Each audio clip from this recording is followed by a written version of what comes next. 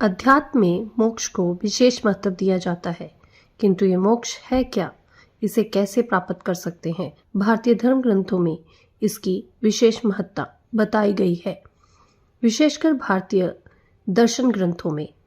पर कभी कभी हमें वहाँ इसकी परिभाषा समझने में कठिनाई होती है। आज हम आपको इसी विषय को आसानी से समझाने का प्रयास करेंगे। मोक्ष का अर्थ है आत्मा और परमात्मा का एक हो जाना या जीव का जगत में आवागमन समाप्त हो जाना। सामान्य धार्मिक परिभाषा में इसे 84 लाख योनियों की भटकन से मुक्ति माना जा सकता है। जी हाँ, लेकिन ये कैसे प्राप्त हो? पहली बात तो ये जिस मुक्त अवस्था की चर्चा हम यहाँ कर रहे हैं वे शब्दों में बयां नहीं की जा सकती, मात्र अनुभव द्वारा प्राप्त की जा सकती है। हम यहाँ विभिन्न मतों के विचारों को समझने का प्रयास करेंगे। सबने अलग अलग शब्दों में एक ही स्थिति को वर्णित किया है, तो वीडियो के अंत तक बने रहें। सबसे पहले हम बौद्ध मत की बात करते हैं, जहाँ गौतम बुद्ध के अनुसार तृष्णा से मुक्ति ही असली मुक्ति है। तृष्णा यानी इच्छाएं। आपकी इच्छाएं ही विकारों को जन्म देती हैं, बांधती हैं। इन्हें ही दुख का मूल आधार माना गया है। उनके अनुसार इच्छाएं सीमित होनी चाहिए, सिर्फ उतनी जितनी जीवन के लिए आवश्यक है। अगर हम अतिरिक्त इच्छाएं रखेंगे तो हम अपने जीवन में इसी में उलझे रहेंगे और जीवन के परम लक्ष्य या सत्य का बोध कभी प्राप्त नहीं कर पाएंगे। उदाहरण से समझें तो कुछ इस तरह है कि अगर कोई व्यक्ति जीवन जीने के लिए आवश्यकता से अधिक चीजों का संग्रह करता है, जैसे कि अधिक कपड़े खरीदता है। मान लीजिए कि किसी व्यक्ति को कपड़े खरीदने का शौक है।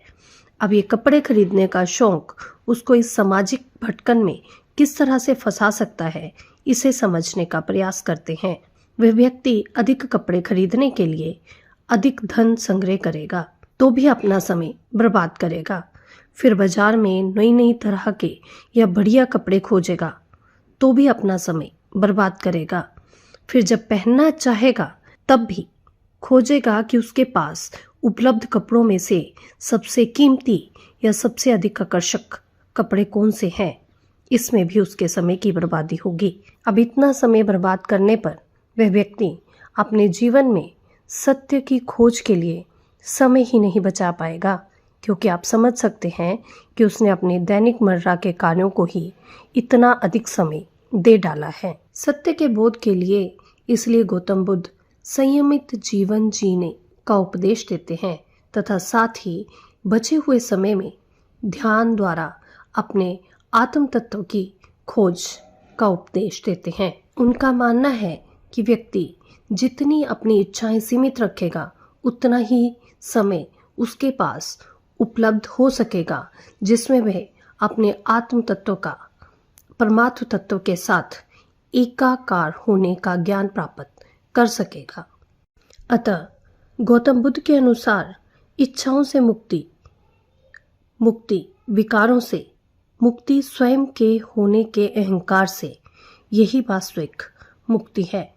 हमारे षट दर्शन भी कुछ इसी तरह की बात कहते हैं, किंतु भाषा संस्कृत या जटिल होने के कारण प्रायः समझना थोड़ा मुश्किल हो जाता है। हमारे दर्शन शास्त्र में मुक्ति दो अर्थात द्वैत के भाव से अद्वैत हो जाना है।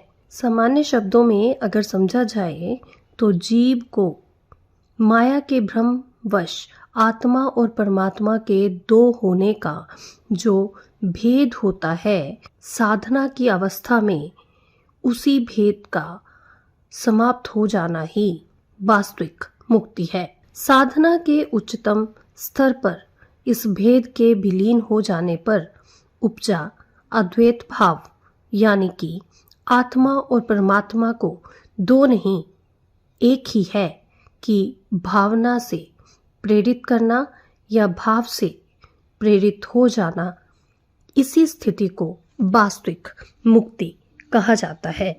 भक्त कबीर ने भी जगत को माया जनित भ्रम माना है तथा कमल की भांति निर्लिप्त जीवन जीने की बात कही है। इसके अतिरिक्त अगर हम सिख धर्म की बात करते हैं तो वहाँ भी बाबा नानक देव जी ने इस संसार को स्वप्न जनित भ्रम और उस निर्गुण निराकार को ही एक परमार्थ सत्य के रूप में स्वीकार करने की बात की है। तो आज की इस वीडियो में हमने बात की कि मोक्ष क्या है। अपनी अगली वीडियो में हम बात करेंगे कि अलग अलग मतों में मोक्ष प्राप्ति के लिए क्या क्या आधार या तरीके बताए गए हैं।